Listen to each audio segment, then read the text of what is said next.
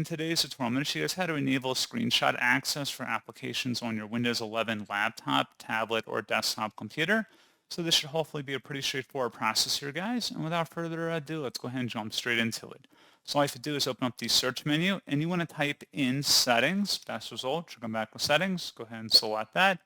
And now on the left panel, you want to select where it says privacy and security.